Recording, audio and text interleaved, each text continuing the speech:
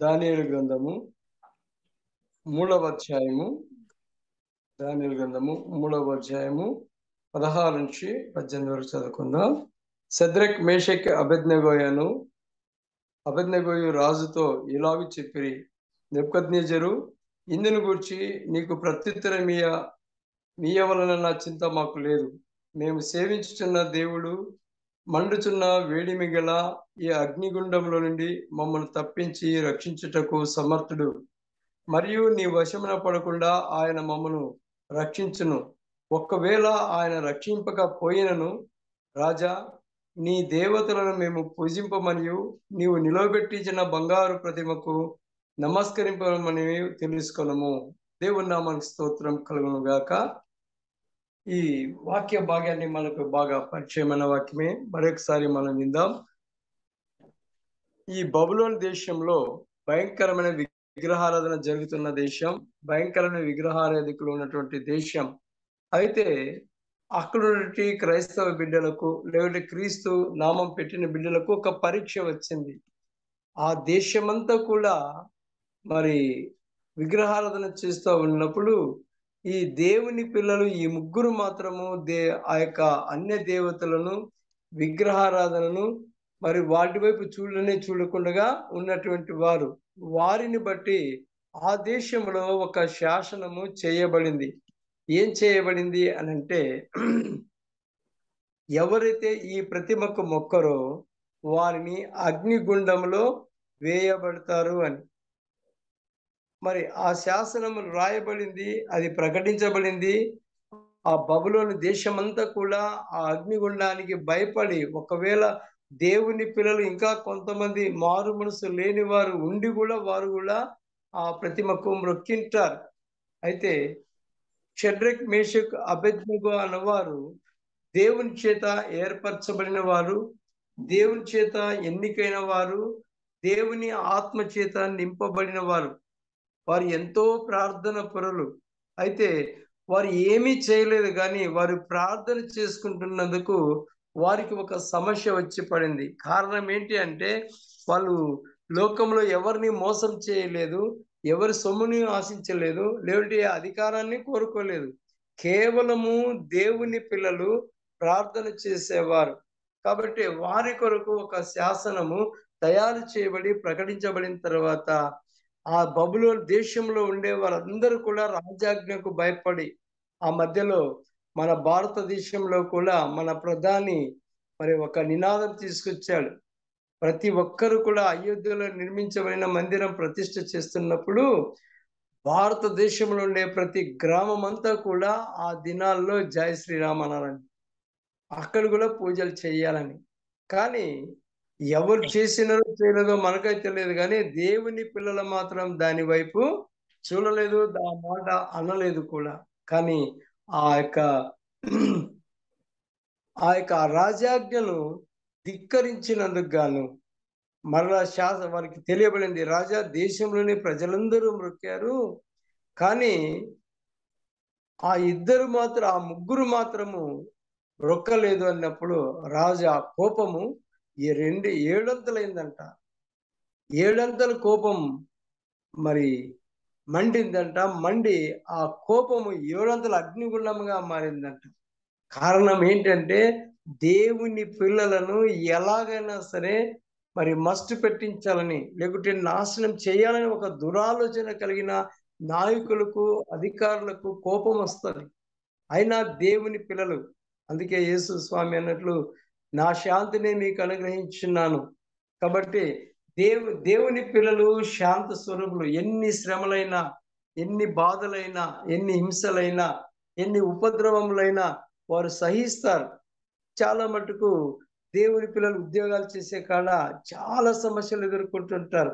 ఎందుకంటే అక్కడ ఆ యొక్క పనిచేసే స్థలాల్లో ఎక్కువ మంది విగ్రహారాధకులు కూడా ఏం చేస్తారంటే, విగ్రహార పూజ చేసి మరి ఇది తినండి, మరి మీరు ఇలాగ చూడండి అని చెప్తుంటారు. లేకుంటే మనల్ని హేళన చేస్తూ ఉంటారు.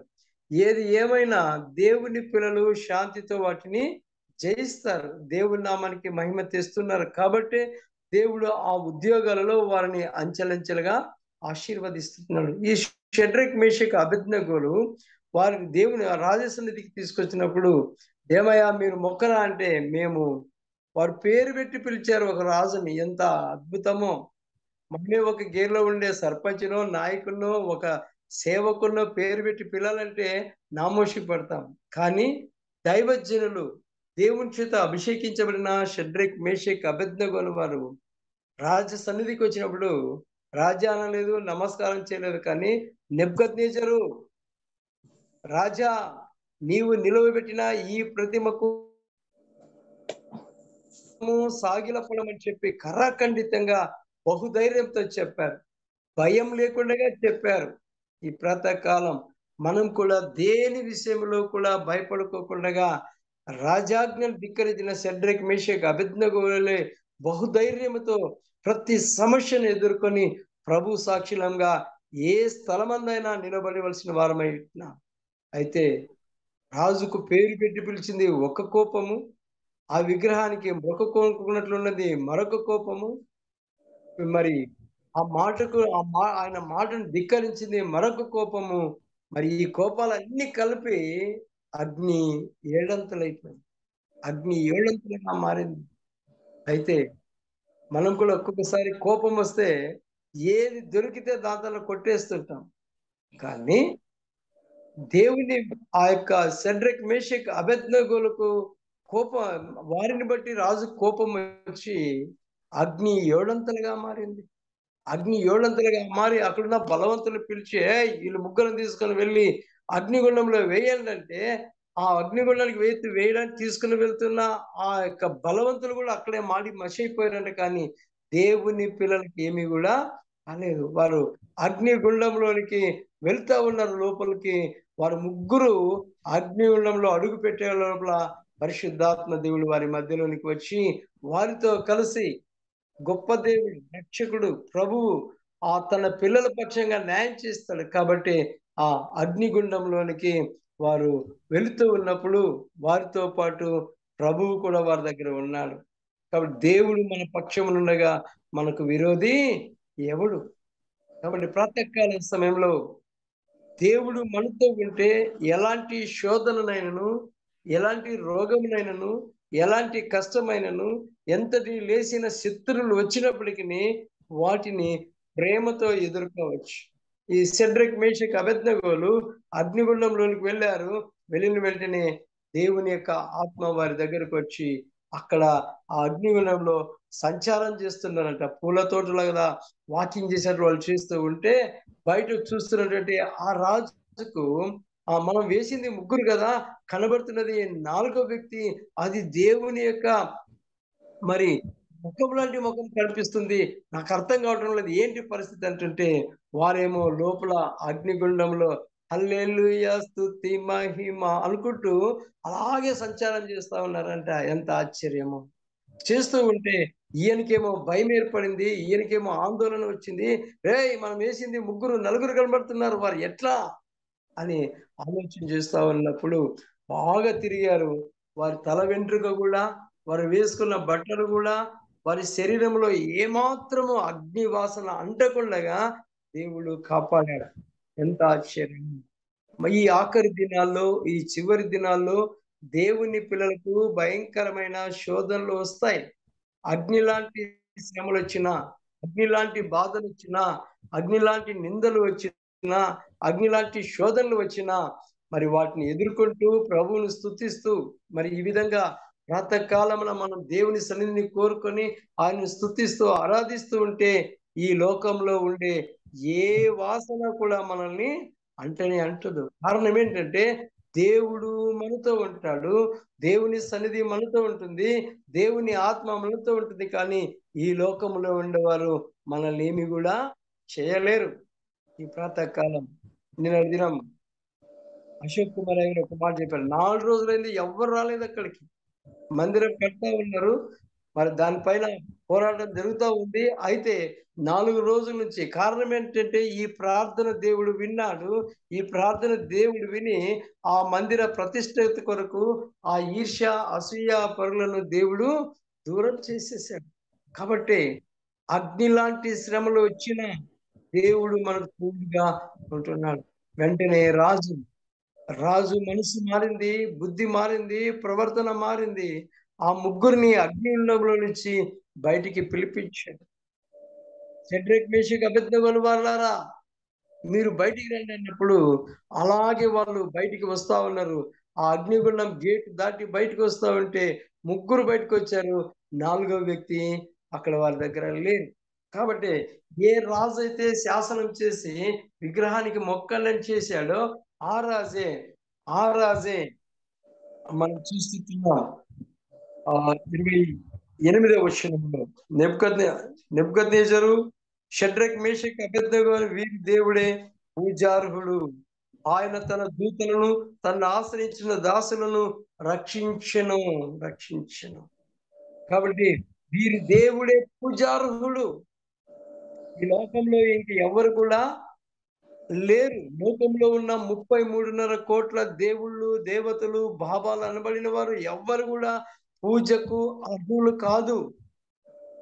మనం చేస్తున్నదంతా కూడా వ్యర్థమే.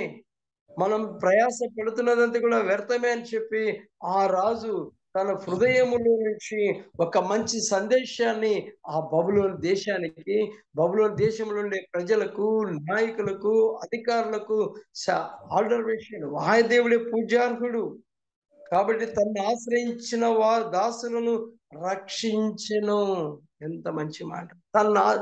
ఎవరైతే ఆయన్ని ఆశ్రయిస్తారో ఎంత ఘోర పాపినైనా సరే, ఎంత విర్రవీగినటువంటి వాడైనా సరే, తన్ను ఆశ్రయించిన వారిని, దేవుణ్ణి ఆశ్రయించిన వారికి ఏ మేలు కొదువై ఉండదు. సింహపు పిల్లలైన ఆకులు గొనులు గాని యెహోవాను ఆశ్రయించు వారికి ఏ మేలు కొదువై ఉండదంట. షడ్రక్, మేషక్, అబేద్నెగో అని వారు రాజుతో చెప్పారు, మా దేవుడు ఈ అగ్నిగుండంలో నుంచి మమ్మల్ని రక్షించినా రక్షించకపోయినా పర్వాలేదు కానీ రాజా, నీ యొక్క ప్రతిమకు మాత్రం మేము మొక్కం. మా దేవుడు ఈ అగ్నిగుండం నుంచి రక్షించుటకు సమర్థుడు అని చెప్పి సాక్ష్యం ఇచ్చారు. ఈ ప్రాతకాలం మన జీవితంలో మనమున్న స్థలాల్లో, మనమున్న ప్రాంతంలో మన దేవుడు గొప్పవాడని నేటి దినాల్లో చాలా మంది ఎంప్లాయీస్ ఏం చేస్తారంటే దేవుని వాక్యం వాళ్ళ వెహికల్ మీద కానీ వాళ్ళ ఇంట్లో కానీ పెట్టుకోవడానికి భయపడుతున్నారు. కారణం ఏంటంటే ఉద్యోగ భద్రత. కానీ ఉద్యోగం ఉంటుందో ఊడుతుందో ఏదో ఒక రోజు రిటైర్డ్ అయ్యి ఇంటికి రావాల్సింది. ఆ దినం రాకముందే మనం దేవుని కొరకు యెహోవాను ఆశ్రయించి నమ్మకంగా జీవిస్తే సింహపు పిల్లలను పోషించిన దేవుడు మనల్ని పోషించిన కాబట్టి రాజా ఆ దేవుడే ఆ దేవుడు ఆయన రక్షించను. కాబట్టి ఈ ప్రార్థన సమయంలో ఆ దేవుడు గొప్ప దేవుడు కనుక ఈ ఉదయకాలం మన జీవితంలో మనం కూడా ఈ విధంగా ఆయన శాసనం ఏం చేస్తున్నాడంటే 29వ వచనం, కాగా నేనొక శాసనం నియమించుచున్నాను, ఏదనగా ఈ విధంగా రక్షించుటకు సమర్థుడగు దేవుడు గాక మరి ఏ దేవుడును లేడు. కాగా ఏ జనులలో గాని, రాష్ట్రంలో గాని, ఏ భాష మాట్లాడు వారిలో గాని షడ్రక్, మేషక్, అబేద్నెగో అని వారు దేవుని ఎవరు దూషించుదురో వారు తుత్తునిలుగా చేయబడును. వాని ఇల్లు ఎప్పుడును పెంట కుప్పగా ఉండనెను. అంతటా అంతటా నుండి రాజు షడ్రక్, మేషక్, అబేద్నెగో అను వారిని బబులోను స్థానములో హెచ్చించెను. దేవునికి స్తోత్రం. ఏ రాజు అయితే శాసనాన్ని మృక్కమని శాసనం చేశాడో ఆ శాసనాన్ని కొట్టివేసి జీవము కలిగిన దేవుని శాసనాన్ని ఒకటి తయారు చేసి ఒక శాసనం నియమించుచున్నాడు. ఏదనగా ఈ విధంగా రక్షించుటకు సమర్థుడు. షడ్రక్, మేషక్, అబేద్నెగోలు ప్రార్థించిన దేవుడు గొప్పవాడు. ఆ దేవుడు అగ్నిగుండంలో నుంచి రక్షించుటకు సమర్థుడు. ఎన్ని శ్రమలు వచ్చినప్పటికీ ఏ విధంగా అంటే అతను కనులారా చూశాడు కాబట్టి అతడు వారిని పరీక్షించాడు. అగ్నిగుండంలో నుంచి బయటకు వచ్చిన తర్వాత వారిని పరీక్షిస్తే ఎక్కడ కూడా అగ్నివాసన కూడా అంటలేదంట. కాబట్టి ఈ విధంగా దేవుని పిల్లలు నమ్మకస్తులు, ఈ విధంగా దేవుని పైన ఆధారపడిన వారు అగ్ని గుండంలో నుంచి కూడా రక్షించబడుతున్నారు అనే విశ్వాసము ఆ రాజుకు కలిగి ఏం చేస్తారంటే రక్షించుటకు సమర్థుడు. కష్టాలు వచ్చినా, రోగాలు వచ్చినా, బాధలు వచ్చినా, శోధనలు వచ్చినా, నిందలు వచ్చినా, మనల్ని వీటన్నిటి నుంచి కూడా మనము ఆయనపై ఆనుకుంటే మనల్ని ఆయన రక్షించడానికి సమర్థుడు. కాబట్టి మనం భయపడని అవసరం లేదు దేనికి కూడా. మనం దేనిని కూడా బెదరని అవసరం లేదు. కాబట్టి ఒక శాసనం చేయబడింది. ఏ దేవుడును లేడు ఇంకా. ఇన్ని దేవుళ్ళు దేవతలు అనబడిన వారందరూ ఏమైపోయారు? కాబట్టి అగ్ని గుండములో నుంచి కూడా రాజ ఆజ్ఞను కూడా ధిక్కరించిన ఈ వీరు సేవించుచున్న దేవుడే దేవుడు అని చెప్పి ఆ బబులోను దేశంలోని రాజు సాక్ష్యం ఇచ్చాడు. కాగా ఏ జనులలో గాని ఏ జనులు రాజైనా, రెడ్డైనా, కమ్మోడైనా, బాపులోడైనా, ఇంకా ఎవరైనా కానిగాక ఎంత జ్ఞానవంతుడు, ఏ జనులలోనైనాను రాష్ట్రంలో గాని, రాష్ట్రాలు కూడా చాలా మటుకు మరి ఈ మధ్యలో ఆంధ్రప్రదేశ్లో ఒక లడ్డు కోసం పెద్ద సమస్య అయిపోయింది. ఆ లడ్డు కోసం ఎంతో సమస్య వచ్చి ఆ ముఖ్యమంత్రి గారి మీద ఒక ఆరోపణ చేశారు. ఈయన ఒక క్రిస్టియన్ జగన్ అని పేరు పెట్టారు కదా. ఎంత మంచి మాట. ఆ యొక్క జగన్ గారు కూడా నేను క్రిస్టియన్ కాబట్టి నేను రానుపోను అని చెప్పి ఇంట్లో కూర్చొని 3-4 గోడల మధ్యలో బైబిల్ చదువుతానని చెప్పేశాడు. ఏ రాష్ట్రంలోనైనాను అలాగే ఏ భాష మాట్లాడే వారిలో కానీ భాషలు ఎన్నో ఉన్నాయి. మన దేశంలోనే కొన్ని భాషలు ఉన్నాయి. ఏ భాష, అందుకే మన బైబిలు భూమి మీదనే చాలా భాషల్లో ముద్రించబడుతుంది. కానీ వారి దేవుళ్ళవి దేవతలు లేనే లేవు. ఏ భాషలో గాని మరి మాట్లాడుదురో షడ్రక్, మేషక్, అబేద్నెగో అని వారి దేవుడు ఎవరు దూషించునో వాళ్ళు తుత్తునిలుగా చేయబడును. దేవునికి స్తోత్రం. ఏ రాజు దేవుని నామాన్ని రూపం లేకుండా చేయాలని దైవ సేవకుని అగ్నిగుండంలో వేశాడో ఆ రాజు అంటాడు, ఆ దేవుని ఎవడు దూషిస్తాడో వాడు తుత్తునీలుగా మారిపోతాడంట, త్రుప్పు పట్టిపోతాడు అంతే. ఈ ప్రాతకాలం మనల్ని, దేవుని పిల్లలని, దేవుని చేత యేసు రక్తంలో కొనబడిన ఆయన పిల్లల్ని ఎవరైనా ఏమైనా అంటే నాశనమైపోతారంట. కాబట్టి ప్రాతకాలం ఈ భూమి మీద ఇంతవరకు ఎన్నో శ్రమలు మణిపూర్లో చూసాం. ఒక సహోదరిని ఈరోజు ఏమైంది, అదే ముఖ్యమంత్రి ఇంట్లో అగ్గిపడి తుత్తునీలుగా మారిపోయాడు. అంతేకాదు మరి వారి ఇల్లు ఎప్పుడును పెంట కుప్పలుగా ఉండును. పెంట కుప్ప.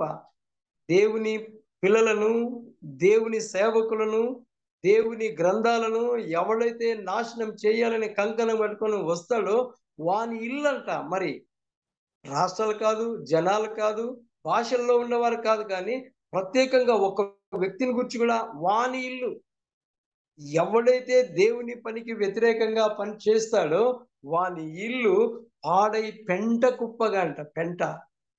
ఎంత దేవుని పిల్లలు మాట్లాడి ఎవరైనా వ్యతిరేకంగా మాట్లాడితే వారినంట దేవుడు పెంటతో సమానం చేసేస్తాడు. ఎంత ఆశ్చర్యకరుడు మన దేవుడు. సృష్టికర్త, సర్వాధికారి. ఆయన రక్తంలో మనం ఎప్పుడైతే పాపంలో ఒప్పుకొని మారు మనసు పొంది బాప్టిజం తీసుకొని ఆయన ముద్ర వేయించుకున్నామో అప్పటి నుంచి దేవుడు మన పక్షమునుండగా మనకి ఎవడు విరోధి రాడు. వచ్చినా వాడు ఏమైపోతాడంట, తుత్తునీలుగా మారిపోతాడు.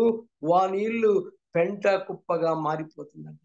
ఎంత మంచి దేవుడు. షడ్రక్, మేషక్, అబేద్నెగోలు చేసిన త్యాగాన్ని బట్టి ఆ బబులోను దేశమంతా కూడా ఆ దేవుని యొక్క నామానికి ఘనత తెచ్చారు. ఈ ప్రాతకాలం మన జీవితంలో దేవుని నామానికి ఘనత రావాలంటే మనం కూడా పౌరుషంతో, రోషంతో లోకంలో ఉండే శ్రమలకు భయపడుకోకుండా నేనంటాను ఈ ప్రాతకాలం నిజంగా అలహ కమిటీలో సెక్రటరీగా ఉన్న పౌలన్న అనేక సమస్యలను ఇంతవరకు ఎవరు ఎదుర్కోలేదు.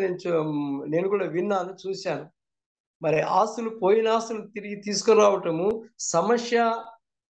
స్థలాలు తీసుకున్న వారి ఆ స్థలంలోనే ఈరోజు దేవుని మందిరం నిర్మించబడింది అంటే అన్నగారికి కూడా దేవుడు తోడుగా ఉన్నాడు. కాబట్టి అన్న దేనికి భయపడుకోకుండా ఈరోజు అక్కడ ఒక ప్రార్థన మందిరం ఏర్పాటు చేయబడింది. కారణం ఏమంటే దేవుడు తోడుగా ఉన్నాడు. ఒక ప్రార్థన శక్తి ఆయనతో ఉన్నది కనుక ఆయన అక్కడ కార్యం జరిగించాడు. షడ్రక్, మేషక్, అబేద్నెగోలకు ప్రార్థన తోడుగా ఉంది కాబట్టి అగ్నిగుండం నుంచి రక్షించబడటమే కాదు కానీ ఆ బబులోను దేశానికి దేవుని నామాన్ని గనపరిచారు. అంతేకాదు దేవుడు వారిని ఏం చేశారంటే దేవుడు వారిని తగ్గింపు చేయలేదు.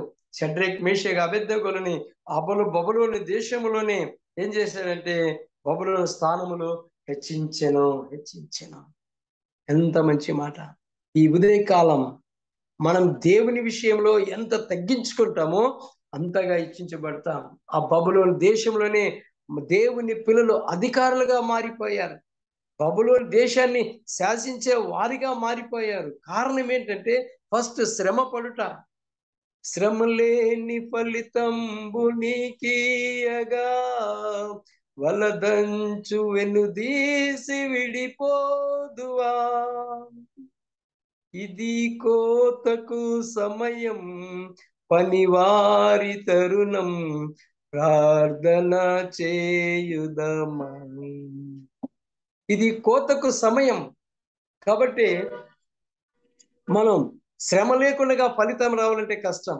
శ్రమ పడాలా, నిందలు పడాలా, అవమానాలు పడాలా, వాటన్నిటిలో కూడా మనం సహించిన వారమైతే జయిస్తాం. కనుక షడ్రక్ మేషక్ అబేద్నెగో అనువారు దేవుని కొరకు తమ జీవితాలను త్యాగం చేసుకొని అగ్ని లాంటి శ్రమల్లోకి వెళ్ళినప్పటికీ, రాజ మందిరంలోనికి వెళ్ళినప్పటికీ అక్కడ రాజుకు భయపడలేదు, అగ్నిగుండానికి భయపడలేదు. కారణం ఏమంటే దేవుడు వారికి తోడుగా ఉన్నాడు.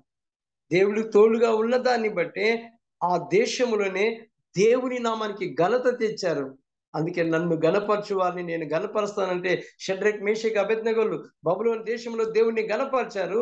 ఆ బబులోను దేశంలోనే దేవుడు వారిని అధికారులుగా హెచ్చించాడు. ఈ ప్రాతకాలం మన జీవితంలో మనం కూడా ప్రభువును గణపరిస్తే, ప్రభువును మహిమపరిస్తే, ప్రభువును స్తుతిస్తే, ప్రభువుని ఆరాధిస్తే, ప్రభును ఈ విధంగా స్తుతిస్తూ సాగిపోతుంటే ఒక్కరోజు మనల్ని కూడా దేవుడు హెచ్చిస్తాడు. ఏమి లేని వారం అనే అనుకూడదంట. మనం అన్నీ ఉన్నాయి మనతో. కాబట్టి ఈ ప్రాతకాలం ప్రభు మనకు తోడుగా, షడ్రక్ మేషక్ అబేద్నెగోలు తోడుగా ఉన్న దేవుడు ఈ ప్రాతకాలం మనకును, మన కుటుంబాలకును, ఈ జూమ్ కుటుంబానికి, అలహా కమిటీ పెద్దలకును దేవుడు తోడయుండి అన్ని విషయాల్లో అంచెలంచెలుగా ఆశీర్వదించబడ్డానికి ఆయనకు పరిశుద్ధాత్మ దేవుడు మనకు సహాయం చేయునుగాక.